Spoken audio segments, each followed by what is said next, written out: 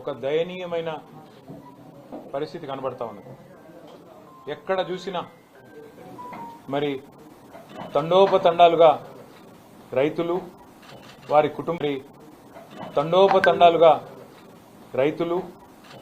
కుటుంబ సభ్యులు ఇవాళ చాంతాడంత లైన్లలో నిలబడి ఎక్కడికక్కడ అవస్థలు పడుతున్న పరిస్థితి చాలా దయనీయమైన దృశ్యం దేశం మొత్తం చూస్తూ ఉంది, రాష్ట్రం మొత్తం కూడా చూస్తూ ఉంది. ఇవాళ ఒకటి స్పష్టంగా తేలిపోయింది. ఈ రాష్ట్ర ప్రభుత్వానికి చిల్లర రాజకీయాలు చేయడం తెలుసు, బురద జల్లడం తెలుసు, కానీ ఒక్క పని కూడా పనికొచ్చే ఒక్క పని కూడా చేత కాదు అనేది స్పష్టంగా తేలిపోయింది. చేతగాని కాంగ్రెస్ ప్రభుత్వ పరిపాలన వల్ల ఇవాళ రైతులు ఒక బస్తా ఎరువు దొరకక ఆగమాగమైపోయే పరిస్థితి కూడా ఇవాళ రాష్ట్రంలో కనబడతా ఉన్నది. చివరికి పంట అమ్ముకోవాలి, పంట కొనాలి ప్రభుత్వం అంటే రైతులు అధికారుల కాళ్ళ మీద పడే దుస్థితి. అట్లాగే ఇవాళ ఎరువుల బస్తాల కోసం కూడా మరి ఎక్కడికక్కడ రైతులు కాళ్ళ వేళ్ల పడి అధికారులను బతిమలాడుకునే ఒక దయనీయమైన పరిస్థితి రాష్ట్రంలో కనబడతా ఉన్నది. అధికారుల కాళ్ళు పట్టుకునే దౌర్భాగ్యమైన పరిస్థితి ఇవాళ రాష్ట్రంలో కనబడతా ఉంది. ఏ చరిత్ర చూసినా ఏమున్నది గర్వకారణం అన్నట్టు కాంగ్రెస్ చరిత్ర ఎన్నడూ కూడా రైతుల విషయంలో సానుకూలమైన చరిత్ర కాదు, రైతులకు మేలు చేసిన చరిత్ర కాదు. ఇవాళ కూడా మళ్ళీ ఒకసారి ఆనాటి రోజులు తెస్తాము అనేదైతే మాట ఇచ్చిందో కాంగ్రెస్ పార్టీ, దానికి అనుగుణంగానే మరి ఆనాడు ఏవైతే అర్ధరాత్రి బాయికాడ వండుకునే దుస్థితి ఉండేనో ఇలా మళ్ళొక్కసారి చివరికి ఒక మహిళా రైతు ఎరువుల దుకాణం కాడ అక్కడ తెల్లారగట్టనే పోయి పండుకునే దుస్థితి, దుకాణం ముంగట వండుకునే దుస్థితి కూడా ఇలా తెలంగాణలో కాంగ్రెస్ ప్రభుత్వ గొప్పతనం మూలన కనబడతా ఉన్నది. కేసీఆర్ గారి నాయకత్వంలో ఆనాడు ప్రభుత్వంలో 6 నెలల ముందే బఫర్ స్టాక్ తెప్పించి ఎక్కడికక్కడ గోదాములు సీజన్ మొదలు కాకముందే నింపి పెట్టి భారతదేశంలో ఎక్కడెక్కడ మరి యూరియా దొరికితే, ఎరువు దొరికితే ఆడికెళ్లి తెప్పించి రైతుకు కడుపులో చల్లగదలకుండా కూర్చునే విధంగా ఇంటికి ఎరువుల బస్తాలు పంపిన పరిస్థితి కేసీఆర్ గారి ప్రభుత్వంలో మనం చూసినాం. 4 లక్షల మెట్రిక్ టన్నుల గోదాముల సామర్థ్యం ఉంటే మేము బాధ్యతలు చేపట్టినాడు రైతుకు మేలు జరగాలన్న ఉద్దేశంతో 24 లక్షల మెట్రిక్ టన్నుల సామర్థ్యానికి సంవత్సరంన్నరలోనే తీసుకొని పోయిన ఘనత కూడా కేసీఆర్ గారి ప్రభుత్వానికి. కానీ ఇప్పుడున్న కాంగ్రెస్ ప్రభుత్వం గోదాములున్నాయి, రైతు వేదికలున్నాయి, కష్టపడే రైతులున్నారు, కేసీఆర్ గారు కష్టపడి చేయించిన మిషన్ కాకతీయ చెరువులున్నాయి, అద్భుతంగా కట్టిన ప్రాజెక్టులు కాళేశ్వరంతో సహా ప్రాజెక్టులు కలకల్లాడుతున్నాయి. కానీ కాంగ్రెస్ ప్రభుత్వం మాత్రం వానాకాలం సీజన్ మొదలైనా దున్నపోతు మీద వానబడ్డట్టే కనీసం ప్లానింగ్ లేదు, సమీక్ష లేదు, సన్నద్ధత లేదు, ఎక్కడ కూడా ఒక ఆలోచన కూడా, ఒక ప్రణాళిక కూడా లేని పరిస్థితి కనబడతా ఉన్నది. ఒక ప్రణాళిక రాహిత్యం, అనుభవ రాహిత్యం, పరిపాలన చాతగాంతనం, అదేవిధంగా ఇతర అంశాల మీద దృష్టి పెట్టడం వల్ల ఇవాళ రాష్ట్రంలో రైతులు అవస్థ పడతా ఉన్నారు, ఇబ్బంది పడతా ఉన్నారు. ఒక్కటంటే ఒక్కరోజు కూడా ముఖ్యమంత్రి గారు వ్యవసాయానికి సంబంధించిన సమీక్ష చేయలేదు. ఎరువుల మీద ఏ ఒక్కరోజు కూడా కనీసం కేంద్ర ప్రభుత్వాన్ని కలిసి విజ్ఞప్తి ఇచ్చిన పాపాన పోలేదు. ఏదో పేరుకి రాహుల్ గాంధీని కలవడానికి పోయినట్టు పోయి ఏదో కాగితం ఇచ్చేసి రావడం కాదు. సిన్సియర్ గా, సీరియస్ గా ఇక్కడ ఏ పరిస్థితి ఉంది, ఎట్లా వ్యవసాయ విస్తరణ కేసీఆర్ గారి కాలంలో జరిగింది, దానికి తగ్గ విధంగా ఎంత ఎరువు కావాలి అనే ఒక ఇండెంట్ రాష్ట్ర ప్రభుత్వం నుంచి ఎన్నడూ కూడా పోలేదు. ముందస్తు ప్రణాళిక తయారు చేయలేదు.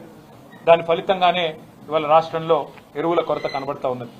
కేసీఆర్ గారు ఉన్న 10 ఏళ్లు ఎన్నడూ లైన్లు లేవు, ఎన్నడూ ఎరువుల కోసం కొట్లాడుకునే పరిస్థితి లేదు, పోలీసులను పెట్టి ఎరువులు పంచే దుస్థితి ఎన్నడూ లేదు. మరి ఇవాళ రాష్ట్రంలో ఈ పరిస్థితి ఎందుకు వచ్చింది? కాంగ్రెస్ ప్రభుత్వం రాగానే రాష్ట్రంలో ఉన్న రైతన్నలు కూడా ఆలోచించాలని చెప్పి నేను కోరుతా ఉన్నా. ఇవాళ రాష్ట్రంలో పోలీసులు 2 పనులు చేస్తున్నారు. అయితే ఒకటి బీఆర్ఎస్ నాయకుల మీద కేసులు పెట్టాలి, ఎట్లా సోషల్ మీడియాలో పోస్టులు పెట్టినా కూడా చిన్న పిల్లల్ని కూడా భయపెట్టాలనేది ఒకటి.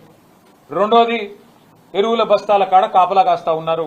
ఎక్కడ రైతులు తిరగబడి అధికారులను తంతారేమో అని చెప్పి ఎక్కడికక్కడ పోలీసులను పెట్టి పోలీస్ పహారాలో ఎరువుల దుకాణాల దగ్గర మరి ఎరువులు పంచే దుస్థితిలో ఇవాళ ప్రభుత్వం ఉన్నది. వాస్తవం ఏంది అంటే రాష్ట్ర వ్యవసాయ శాఖ కానీ, మార్కెటింగ్ శాఖ కానీ, మార్కెట్ కానీ, రవాణా శాఖ కానీ, జిల్లా యంత్రాంగం కానీ వాటి మధ్యన సమన్వయ లోపం కూడా తీవ్రంగా కనబడతా ఉన్నది.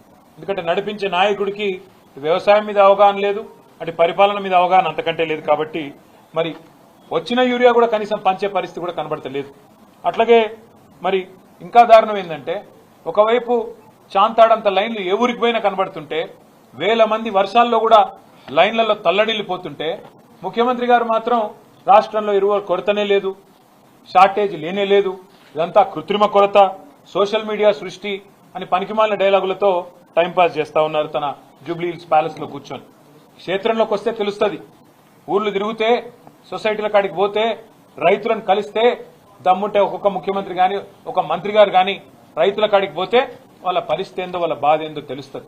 నేను అభినందిస్తా ఉన్నా మా బీఆర్ఎస్ పార్టీ నాయకత్వం చాలా చోట్ల వాళ్ళ క్షేత్రస్థాయిలో రైతులకు అండగా నిలబడుతున్నారు, ఎక్కడికక్కడ ధర్నాలు చేస్తున్నారు. పార్టీ పిలుపునివ్వకపోయినా ఎక్కడికక్కడ రైతుల కోసం స్వచ్ఛందంగా వారికి అండగా నిలబడ్డ బీఆర్ఎస్ నాయకత్వాన్ని నేను అభినందిస్తా ఉన్నా. ఊరూరా రైతులు ఆధార్ కార్డులు పెట్టి వాటి మీద రాళ్లు పెట్టి క్యూ లైన్ లో చెప్పులు పెట్టి మరి రాష్ట్ర ప్రభుత్వానికి సిగ్గొచ్చే విధంగా ఇవాళ మీడియా ఆ దృశ్యాలు ప్రసారం చేస్తా ఉంటే కాంగ్రెస్ ప్రభుత్వం అవి కనబడనట్టు, రైతుల ఆక్రందనలు వినబడనట్టు, రాష్ట్రంలో కొరత లేదు అని సిగ్గులేని మాటలు మాట్లాడుతూ ఉన్నది. మొన్నటిదాకా విత్తనాల కొరత, తర్వాత సాగునీటి సంక్షోభం, కరెంటు కోతలు మరొక వైపు, కొనుగోళ్ల లేమి మరొక వైపు, ఇప్పుడు ప్రస్తుతం ఎరువుల కొరత. ఈ కాంగ్రెస్ ప్రభుత్వం యొక్క నిర్వాహకం వల్ల రైతుల్లో ఇవాళ వాస్తవానికి ఆగ్రహావేశాలు కట్టలు తెంచుకుంటా ఉన్నాయి. తిట్టని రైతులేడు ఈ ప్రభుత్వాన్ని, తిట్టని రైతులేడు, శాపనార్థాలు పెట్టని మహిళా రైతులు లేరు, వారి కుటుంబ సభ్యులు లేరు. ఒక ఎకరానికి ఒక ఆధార్ కార్డు మీద ఒకటే బస్తా అని చెప్తుంటే ఇవాళ అవస్థలు పడుతున్న రైతులు, రైతు కుటుంబ సభ్యులు. మొన్న నల్లవెల్లి అనే ఊరు, మన పరకాల దగ్గర నల్లవెల్లి అనే ఊరు, ఆ గ్రామంలో మా మాజీ ఎమ్మెల్యే ధర్మారెడ్డి గారు చెప్పారు మాకు, ఒక రైతు తన భార్య పేరు మీద తన కొడుకు పేరు మీద ఉండే ఆధార్ కార్డులు కూడా తీసుకొని 3 బస్తాలు తీసుకున్నాడు. తీసుకుంటే నాన్ బెయిలబుల్ కేసు పెట్టి వాళ్ళ కుటుంబ సభ్యులే, వాళ్ళేం దొంగలు కాదు, వేరే వాళ్ళకి తీసుకురాలే, వేరే దొంగతనం చేయలేదు, నాన్ బెయిలబుల్ కేసులు పెట్టి ఇవాళ జైల్లో ఆ రైతును పంపిన దుర్మార్గమైన ప్రభుత్వం ఇవాళ రేవంత్ రెడ్డి గారి ప్రభుత్వం. ఇంత జరుగుతున్నా రేవంత్ రెడ్డి గారు మాత్రం పత్తా లేరు, కనీసం ఈ అంశం మీద మాట్లాడతలేరు. ఎక్కడ పోయిండో, ఏం చేస్తున్నాడో రేవంత్ రెడ్డి గారు, ఆయన ప్రభుత్వం చెప్పాలని చెప్పి నేను కోరుతా ఉన్నా. 24 గంటలు బురద రాజకీయాలు, బురద జల్లడం తప్ప రైతులకు పనికొచ్చే ఒక్క పని కూడా ఈ ప్రభుత్వం చేస్తలేదు అనేది వాస్తవం. ఇంకొక అనుమానం కూడా మాకుంది, కాంగ్రెస్ నాయకులే చాలా మంది చాలా చోట్ల బ్లాక్ మార్కెటింగ్ కూడా చేస్తున్నారనే అనుమానం కూడా మాకుంది. లేకపోతే ఇంత షార్టేజ్ రాదు. కేసీఆర్ గారు ఉన్నప్పుడు 10 ఏళ్లు ఎన్నడూ ఒక్కరోజు కూడా రైతుకు అవస్థ ఉండదు ఎరువుల కోసం. కాంగ్రెస్ రాగానే ఎందుకు స్టార్ట్ అయింది ఇట్లా సడన్ గా? బఫర్ స్టాకులు పెట్టుకునే విధానం కానీ ఇంకోటి కానీ ఆ నైపుణ్యం కానీ అధికారులకు ఉంది. అధికారులను పనిచేయనిస్తే వాళ్ళు బ్రహ్మాండంగా చేస్తారు. కానీ మా అనుమానం అయితే ఖచ్చితంగా ఈ బ్లాక్ మార్కెటింగ్ ఏదైతే జరుగుతున్నదో, ఇవాళ బ్లాక్ మార్కెట్ లో ఎరువులు అమ్ముతున్నారో దాని వెనుక కూడా కాంగ్రెస్ వాళ్ళు ఉన్నారనేది మా అనుమానం. ఈ విషయంలో కూడా రైతులు అప్రమత్తంగా ఉండాలని చెప్పి కూడా మేము కోరుతా ఉన్నాం. ప్రైవేట్ కంపెనీల నుంచి మరి వాటికి లబ్ధి చేకూర్చి వాటి నుంచి భారీగా ముడుపులు దొబ్బాలన్న ఆలోచన ఏమైనా ప్రభుత్వానికి ఉందా? లేదా కాంగ్రెస్ నాయకుల దందాలు క్షేత్రస్థాయిలో జరుపుకునే విధంగా రేవంత్ రెడ్డి గారి అనుచరులు, కాంగ్రెస్ నాయకులు వాళ్ళేమన్నా ఈ బ్లాక్ మార్కెటింగ్ చేసి గోదాములలో దాస్తున్నారా? కృత్రిమ కొరత సృష్టించి రేటు పెంచి రైతును ఆగం చేసి మరి వారి దగ్గర ఎక్కువ డబ్బులు గుంజే ప్రయత్నంలో ఉన్నారా? ఇది కూడా తప్పకుండా రైతులు ఆలోచించాలి. ఇంకా ఘోరం ఏంటంటే ఇక్కడ ముఖ్యమంత్రి ఏమో కొరత లేదు, ఆర్టిఫిషియల్ షార్టేజ్ అని ముఖ్యమంత్రి చెప్తాడు. కానీ కాంగ్రెస్ పార్టీ ఎంపీలేమో అక్కడ బీజేపీ ఏదో ఇస్తలేదు అని వాళ్ళు ధర్నా చేస్తా ఉన్నారు. అంటే ఎవరిది డ్రామా అయినా ఇద్దరులా? ముఖ్యమంత్రి ఆడుతున్నది డ్రామానా, కాంగ్రెస్ ఎంపీలు చేస్తున్నది డ్రామానా? ఏది డ్రామానో కూడా రైతులు ఆలోచించాలని చెప్పి నేను కోరుతా ఉన్నా. 51 సార్లు రేవంత్ రెడ్డి గారు ఢిల్లీ పోయారు. 51 సార్లు పోతే కూడా ఈయన ముఖం చూసి కనీసం 51 బస్తాల ఎరువులు కూడా ఇవాళ కేంద్ర ప్రభుత్వం మంజూరు చేయలేదు. ఇంకా ఘోరం ఏంటంటే వాళ్ళ రాష్ట్రంలో గ్రామాలలో పుట్టినరోజు బహుమతులుగా ఎరువుల బస్తాలు ఇచ్చుకునే దుస్థితి వచ్చిందంటే ఇంతకు మించిన సిగ్గుచేటు ఒక ప్రభుత్వానికి ఏది ఉండదు. ఇంకొక మాట కూడా అడగాలి ఈ సందర్భంగా. రాహుల్ గాంధీ గారు, కేంద్ర నాయకత్వం, కాంగ్రెస్ పార్టీకి సంబంధించిన నాయకత్వం, ఖార్గే గారు ఎన్నికల ముందు వస్తారు, డిక్లరేషన్లు అంటారు. వరంగల్లోనైతే పెద్ద పెద్ద మాటలు చెప్పిండు రాహుల్ గాంధీ, రైతు డిక్లరేషన్ అని పెట్టి రైతులకు ఇది చేస్తాం, అది చేస్తాం, బోనస్ ఇస్తాం, 15,000 15,000 రైతు బంధు ఇస్తా, అందరికి బోనస్ ఇస్తా, కౌలు రైతులకు రైతు బంధు ఇస్తా, రైతు కూలీలకు 12,000 ఇస్తా, ఇన్ని చెప్పిన రాహుల్ గాంధీ రైతు డిక్లరేషన్ లో ఇవాళ ఎరువులు దొరకపోతే పార్లమెంట్ లో నీ నోరు ఎందుకు తెరుస్తలేవు? ఒక్కటంటే ఒక్క రోజు రాహుల్ గాంధీ గారు మాట్లాడినారా? ఎరువుల కొరత మీద ఎందుకు కేంద్ర ప్రభుత్వం సహకరిస్తలేదని చెప్పినరా? ఇది ఒక్క మాట కూడా అడగలేకపోతే కేంద్రంలో ఉండే కాంగ్రెస్ పార్టీ ప్రధాన ప్రతిపక్ష నాయకుడు గాని అట్లాగే 8 మంది ఎంపీలు గాని మీరు ఎందుకున్నారు అని ఇవాళ తెలంగాణ రైతులు అడుగుతా ఉన్నారు. 10 ఏళ్లలో లేని సమస్య, 10 ఏళ్లలో రాని సమస్య, 10 ఏళ్లలో రాని కొరత ఇవాళ సడన్ గా ఎందుకు వచ్చిందని చెప్పి మేము రాష్ట్ర ప్రభుత్వాన్ని అడుగుతా ఉన్నాం.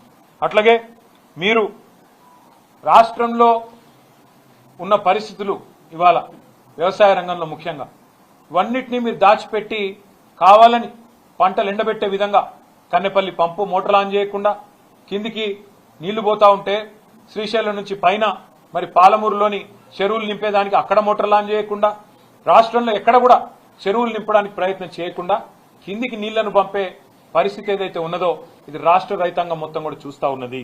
అట్లాగే ఇవాళ వాస్తవాలు ఏ మాటకా మాట మాట్లాడుకుంటే సరే కొన్ని బాకా పత్రికలు ఆయన డబ్బా కొట్టే పత్రికలు కొంతమంది బాకా ఛానల్లో ఆయన భజన చేయొచ్చు కానీ వాస్తవం ఏంటంటే ఈ ప్రభుత్వం ఇవాళ రాష్ట్రంలో రైతులు అనుకుంటున్న మాట రుణమాఫీలో ఫెయిల్ అయింది, రైతు బంధులో ఫెయిల్ అయింది, ఉచిత కరెంటులో ఫెయిల్ అయింది, అట్లాగే రైతు బీమా ప్రీమియం కూడా చెల్లించడంలో ఆఖరి కేసీఆర్ గారు తెచ్చిన ఒక అద్భుతమైన పథకం రైతు కుటుంబం రోడ్డు మీద పడద్దని చెప్పి 5 లక్షల రైతు బీమా ఏదైతే పెట్టినరో ఆ విషయంలో కూడా ఫెయిల్ అయినారు. రైతుల ఆత్మహత్యలు తిరిగి ప్రారంభమై ఇవాళ ఉధృతంగా పోతా ఉన్నాయి. ఇప్పటికే 600 మంది పైచిలకు రైతులు ఆత్మహత్యలు చేసుకున్నారు. ఆ ఆత్మహత్యల నివారణలో కూడా రేవంత్ రెడ్డి ప్రభుత్వం ఫెయిల్ అయింది.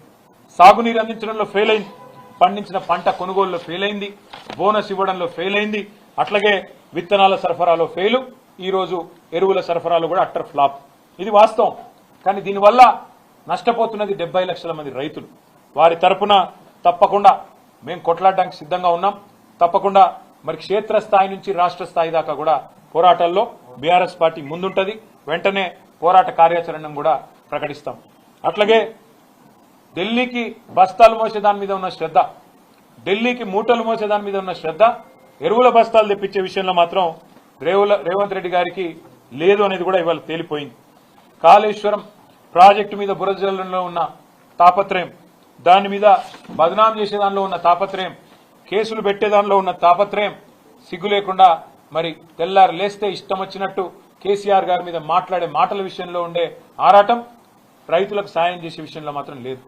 ఇంకా ఘోరం ఏంటంటే మేము ఏం మాట్లాడినా తెల్లారి ఒంటికాలతో మా మీద లేచే బీజేపీ ఇవాళ రైతులు ఇంత అవస్థల్లో ఉంటే ఒక్క మాట మాట్లాడతలేదు.